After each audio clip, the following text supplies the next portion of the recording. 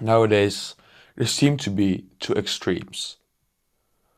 On the one side, we have the ego lifters, the guys who just go to the gym, skip legs, just train bench press and heavy rows, and maybe some heavy lateral raises with a really bad form, no progressive overload, no protein tracking. It's just heavy lifting. Then, about 10 years ago, a new movement came up, the science-based community. I'm sure you've seen Jeff Nippard, but you also have people like Dr. Mike Israetel and Dr. Milo Wolf. These are all science-based lifters who are trying to help people to get, help. You can question that, but they help people to build muscle in a scientific way. What does that mean? There are research done on the exercise, and they will look against two different exercises. Okay, you have a preacher curl and a Bayesian cable curl. Which one stimulates our muscle more? The Bayesian cable curl does. What do science-based lifters do? First of all, they throw the preacher curls in the bin. They don't do it anymore.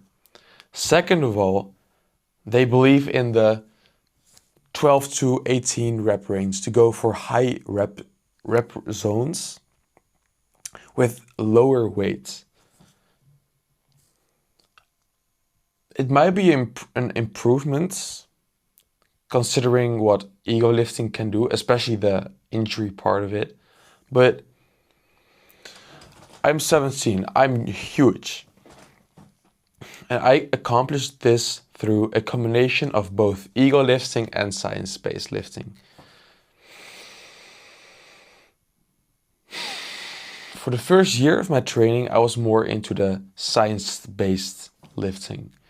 Okay, the first few months I was just training with my friends. It was neither ego lift or science-based. It was just doing a few exercises and until you feel that you cannot go anymore and that's it, go home. Then I started watching some content about the gym. This is where I learned the 12 to 18 rep range zone is more hypertrophic than 6 to 8 reps. 6 to 8 will be more for strength. The control the eccentric phase, so with the bicep curl you need to really go all the way out.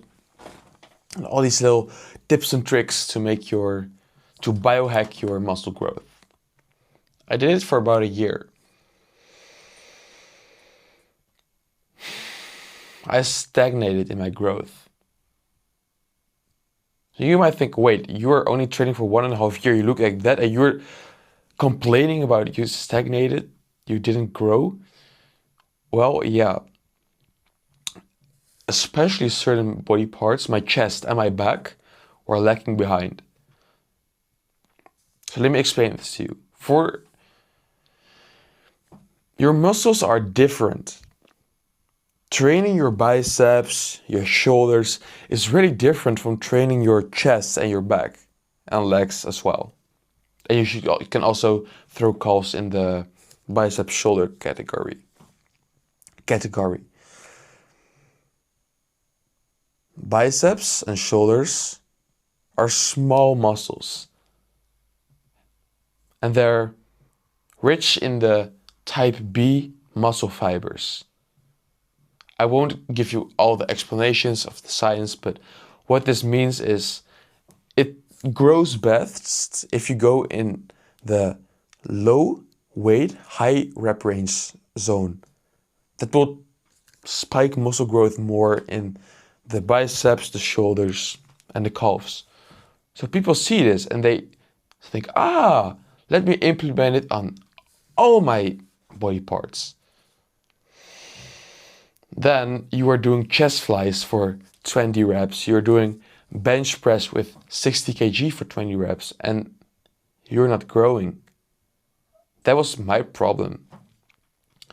And it wasn't, I think, until 4 months ago that I slightly started sprinkling in a bit of ego lifting again.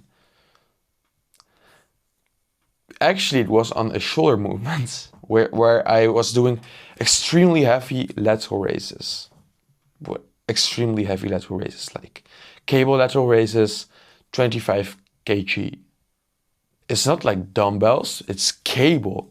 And then for 12, 13 reps. Extremely heavy, bad form ego lifting. My shoulders responded really well to it.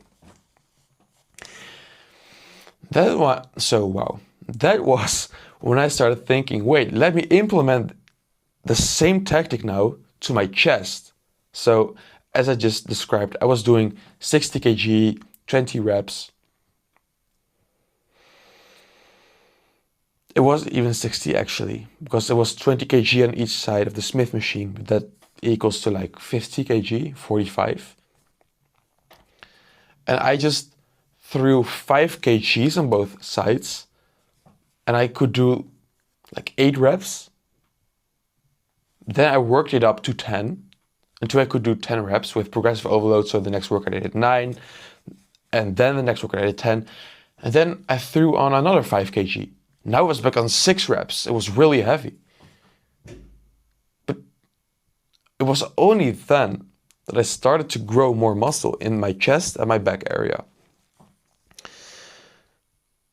Legs is a bit different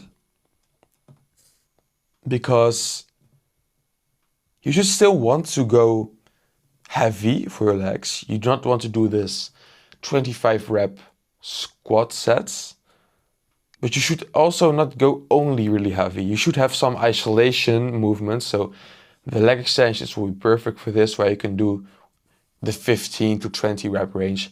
And then for the squats, you will do 5 to 10 reps.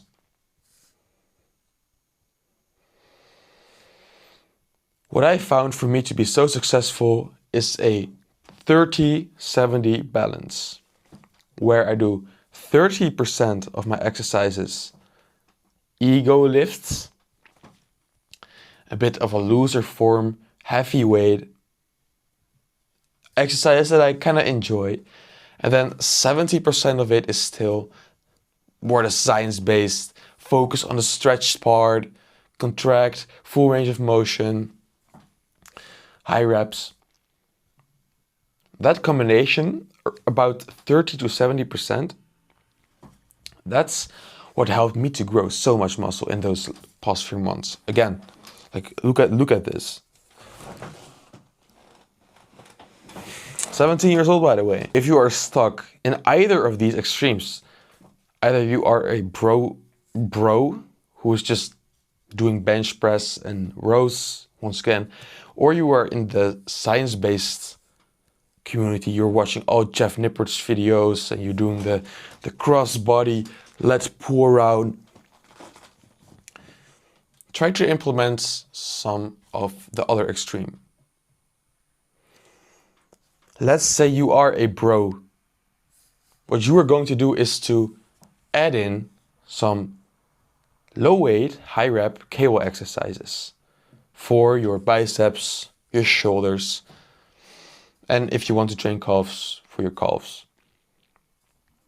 You shouldn't do them in the cable then, but you get what I mean. Maybe in the Smith machine you could train your calves with relatively low weight and for high reps, and control it all the way down with the stretch part and emphasis on that, and you're good.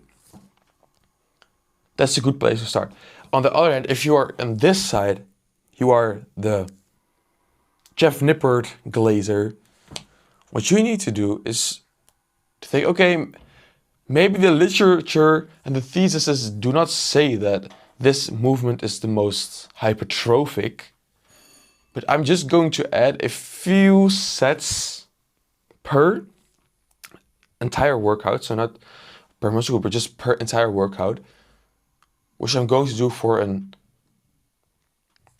considerably heavier set weight than I normally would.